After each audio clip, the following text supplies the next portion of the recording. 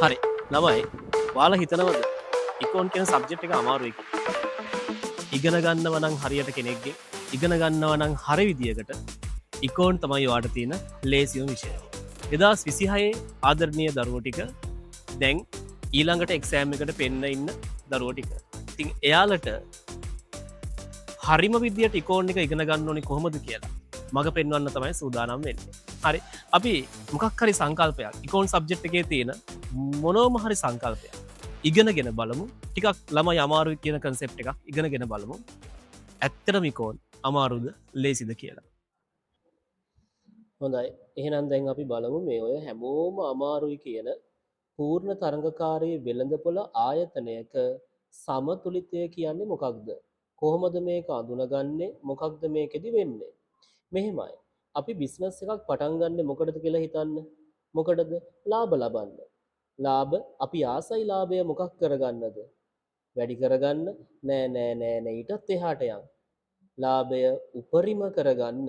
එහෙනම් දරුවනේ පූර්ණ තරඟකාරී වෙළඳපොළ ආයතනයක සමතුලිතය කියන්නේ ආයතනයේ ලාභය උපරිමණය වන නිමෙවුම් මට්ටම. නැත්තම් අපි කියනවා ප්‍රශස්ත නිමෙවුම් මට්ටම කියලා. ආන්න.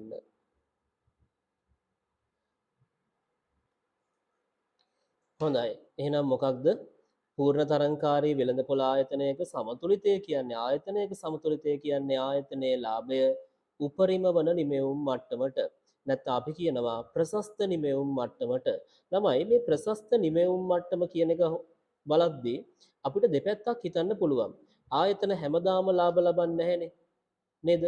ලාභ ලබන ව්‍යාපාර තියෙනවා අලාභ ලබන අවස්ථාවල් තියෙනවා. ඒතකොට මෙතෙන්දී අපි කියන්නේ ලාභ ලබන ව්‍යාපාරයක් නම් ලාභය උපරිම වන තැන මෙතන, අලාභ ලබන ව්‍යාපාරයක් නම් අලාභය අවම වෙන තැන මෙතන. මෙන්න මේ කියන ප්‍රශස්ත නිමෙවුම් මට්ටම හඳුනා ගන්න පුළුවන් ප්‍රවේශයන් දෙකක් අපි ගාව තියෙනවා. එක අපි කියනවා මුළු අය බාර මුළු පිරිවැය ප්‍රවේශය. අනිත් එක ආන්තික ප්‍රවේශය. මුළු අය බාර මුළු පිරිවැය ප්‍රවේශය එකක්, අනිත් එක ආන්තික ප්‍රවේශය. හරි. දැන් මෙන්න මේ ප්‍රවේශයන් දෙකට තමයි අපි ඔය කියන සමතුලිතය හොයාගන්න ඕනි. මුළු අය බාර මුළු පිරිවැය ප්‍රවේශයේදී අපි මේ වෙනුවෙන් පාවිච්චි කරන්නේ ඒක ළමයි කියන්නේ මාතෘකාවෙම තියෙනවා. මොකක්ද? මුළු අය බාරයයි මුළු පිරිවැයයි. එහෙනම් එතනින් අපි සංකේත දෙක දාලා තියාගමු TRTC කියලා. TRTC මුළු අය බාරයයි මුළු පිරිවැයයි පාවිච්චි කරලා තමයි මෙතන අපි ඔය කියන සමතුලිතය අඳුනගන්නේ. එහෙනම් ආන්තික ප්‍රවේශයේදී ඔක අඳුනගන්නව ඇත්තේ ආන්තික අය බාරයයි ආන්තික පිරිවැයයි දිහා බලලා MR MC කියන දෙන්න දිහා බලලා. හරි.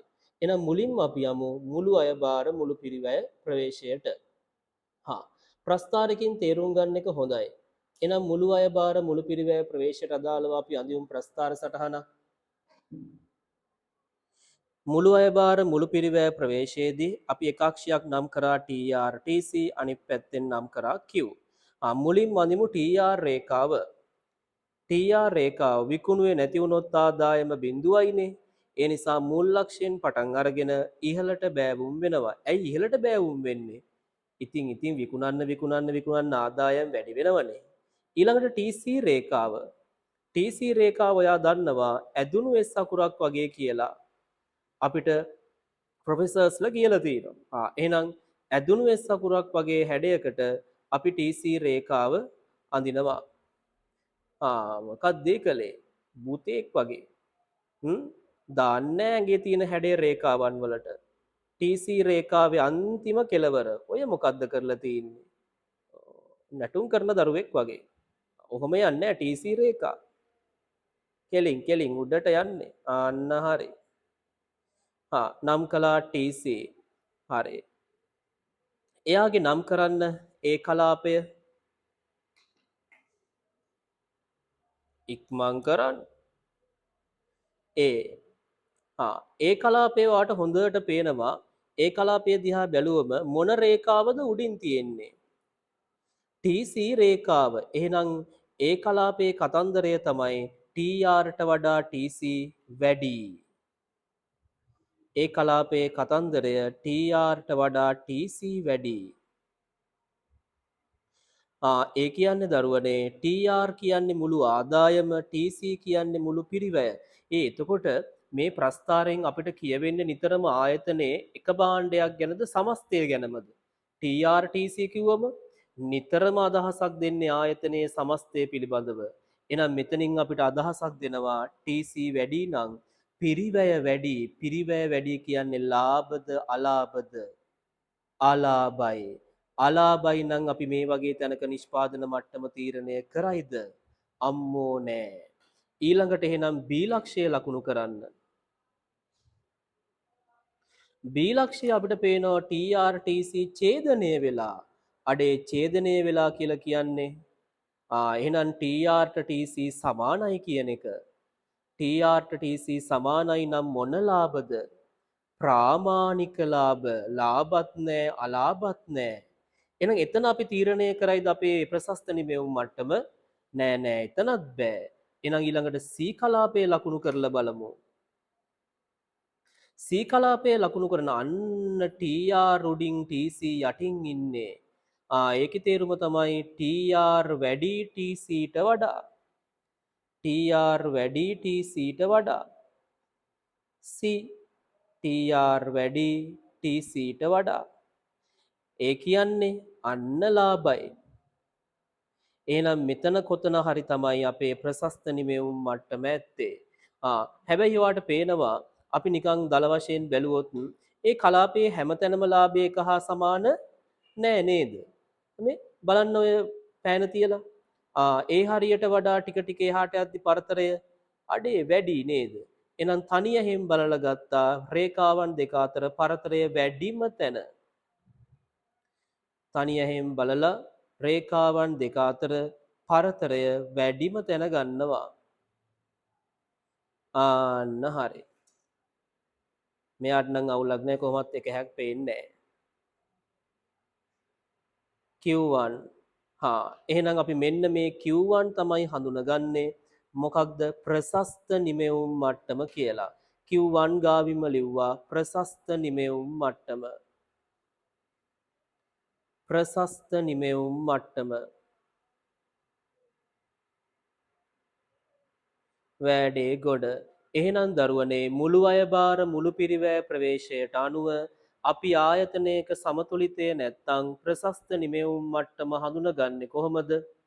අර කියන මුළු අයබාරයත් මුළු පිරිවැයත් අතර පරතරය නිකම්ම පරතරය නෙමෙයි ධනාත්මක පරතරය වැඩිම වන නිමෙවුම් මට්ටම. එහෙනම් යටින් ලියන්න අදහසක් විදියට TR සහ TC අතර ධනාත්මක පරතරය උපරිම වන නිමෙවුම් මට්ටම. හරි. එහෙනම් ඔන්නෝක තමයි මුළු අයබාර මුළු පිරිවැය ප්‍රවේශයට අනුව අපි ආයතනයක සමතුලිතය හඳුනගන්න විදිය. කොහොමද? ආයි පාරක් කියන්න. සමතුලිතය කියන්නේ ලාභය උපරිම වන නිමෙවුම් මට්ටම. එහෙනම් ලාභය උපරිම වෙන්නේ TR සහ TC අතර ධනාත්මක පරතරය උපරිම වන නිමෙවුම් මට්ටම. මෙහෙම මේ විදියට මේ ප්‍රස්ථාරදී හිතන්න හේතුව තමයි මේ හැම සංකල්පයක් තුලින්ම අපිට අදහස දෙන්නේ ආයතනයේ එක භාණ්ඩයක් ගැනද සමස්තය ගැනද? සමස්තය ගැන මුළු වගේ යන්නේ තියෙන්නේ.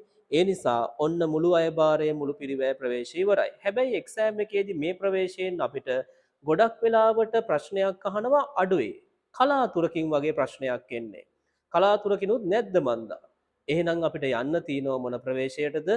ආන්තික ප්‍රවේශයට. හොඳයි. අපි එක අක්ෂයක් නම් කළා Q කියලා. පෙන්වන්න කිව්වේ පෑන තියලා ඕක. Q කියලා අනිත් පැත්ත නම් කළා MRMC. නැත්තම් P කියලා පොදුවේ දාන්නත් පුළුවන්. හරි. කොහොම වුණත් කවන්නේ නැහැ. MRMC. දැන් අපිට ඕනේ MR රේඛාවනේ. ඔයා දන්නවා පූර්ණ තරංකාරී වෙළඳ පොලේ ආයතනයක් පැවරුණු මිලක් යටතේ කටයුතු කරන්නේ. ඇයි? ඒ ආකාරයට මිල වෙනස් කරන්න බෑනේ. මිල වෙනස් කරන්න බැරි නම් ආන්තික අයබාර රේඛාව ප්‍රමාණක්ෂයට මොනතරයිද? සමාන්තරයි. එහෙනම් අඳිනවා ප්‍රමාණක්ෂයට සමාන්තර රේඛාවක්. එයා MR එයා ඒ වගේම AR උත් එයා AR කියන්නේ average revenue සාමාන්‍ය අය භාරය ඒ වගේම තමයි එයා තමයි ඉල්ලුම් රේඛාව මේ ආයතනයේ. ඊළඟට අඳිනවා MC රේඛාව. MC රේඛාවේ තියෙන ඉංග්‍රීසි යු අකුරක හැඩයක් කියලා ප්‍රොෆෙසර්ස්ලා කියලා තියෙනවනේ. එහෙනම් ඔයා MC රේඛාව අඳිනවා. හොඳයි. දැන් ඔයා දන්නවා මෙහෙම සිද්ධියක්. අපි මේකෙත් ළමයි අර විදියටම ABCD දාගෙන යන්න. හරි. හොඳට බලන්න. ඒ කලාපය ඒ වල උඩින් තියෙන රේඛාව මොකක්ද? MC නේ. ඒ කියන්නේ ළමයි MC කියන්නේ ආන්තික පිරිවැය වැඩි. එහෙනම් ලියන්න පහලින් A කියලා. ඒ වල MC වැඩි MRට වඩා. MRට වඩා. ඒ කියන්නේ පිරිවැය වැඩි. දෙයියනේ පිරිවැය වැඩි කියන්නේ මොකයිද? අලාභයි. හැබැයි මෙතන ඔයා අල්ලගන්න ඕන සිද්ධියක් තියෙනවා. ඔය B ළඟින් පල්ලෙහාට රේඛාවක් ඇඳලා ඉලක්කමක් දාන්න මොකක් හරි ගැලපෙන.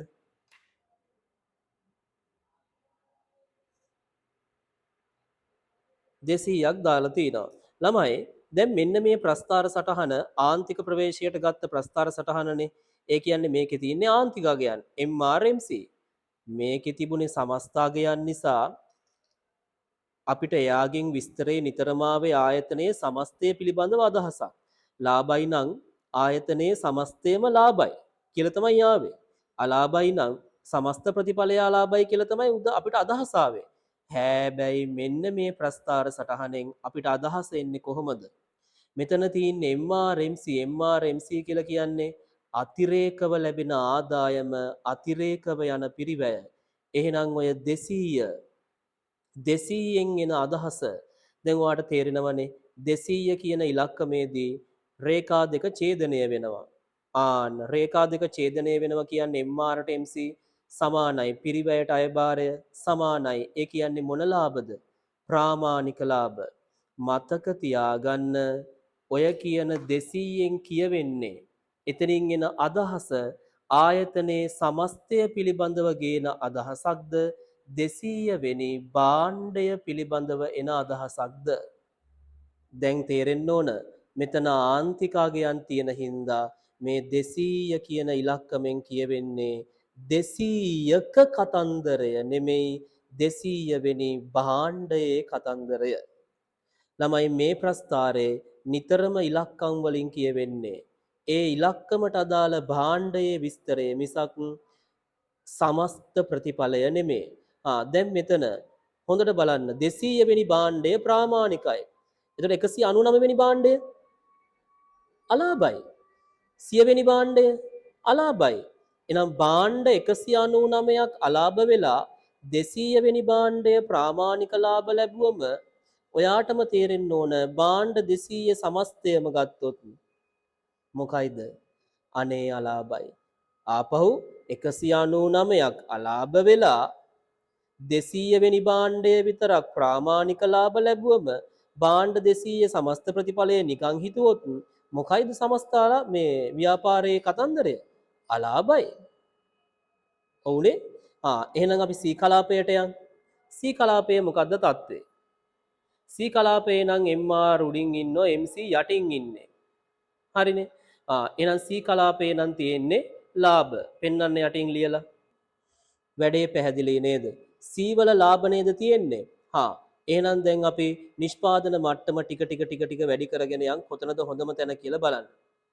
මෙන්න මෙයාගේ බිස්නස් එකේ නිෂ්පාදනය තීරණය කරනවා. මොකද ඔයාලා කියන්නේ? මෙතන නිෂ්පාදනය කරන්නද තව ඉස්සරහට යන්නද? තව ඉස්සරහට යන්නද? තව යන්න. හරි. එහෙනම් මෙන්න මේ දරුවා තනියෙන් බලලා පරාසය වැඩිම තැන ගත්තා. මොකක් කරේ හේ දෝෂයක් තියෙනවා ඒක කමන්නේ. පරාසය වැඩිම තැන ගත්ත කියලා හිතන්න. දැන් මට උතන ඉලක්කමක් දාලා දෙන්න 500යි කියලා. මෙතන දැන් මට කියන්න හොඳම තැනද නැද්ද? නෑ මෙතනත් හොඳම තැන නෙමෙයි. ඇයි එහෙම කියන්නේ? මම ඔයාලට මුලිනුත් කිව්වා මෙතන ලාභය උපරිමයි තමයි. ආයතනයේ සමස්ත ලාභය උපරිමයිද 500 වෙනි භාණ්ඩයේදී ලාභය උපරිමයිද? අන්න තේරුණා වැඩේ. මෙතන ලාභය උපරිමයි මොකේද 500 වෙනි භාණ්ඩයේ විතරක්. එතකොට 501 වෙනි භාණ්ඩයේ ලාභ නැද්ද? තියෙනවා. හයසිය වෙනි බාණ්ඩේ ලාභ නැද්ද? තියෙනවා. එහෙනම් තව ටිකක් අපි නිෂ්පාදනය මොකද කරන්නේ? වැඩි කරමු. වැඩි කරන්න තව ටිකක් නිෂ්පාදනය.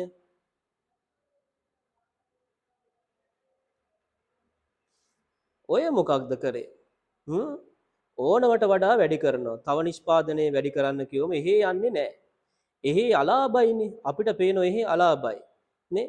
ලාභ ලබලා අලාභ පැත්තට පැන්නා. නෑ එච්චර එහෙ යන්නේ නැහැ. අඩු කරන්න. අලාභ ගන්නෙ නැහැ. ආන්න තැන. එහෙනම් ලාභ කලාපය සම්පූර්ණයෙන් පාට කරලා පෙන්නන්න. සී කලාපය සම්පූර්ණයෙන් පාට කරලා පෙන්නන්න මේ ළමයින්ට. මෙන්න අපිට ගන්න පුළුවන් සමස්ත ලාභ ප්‍රමාණය.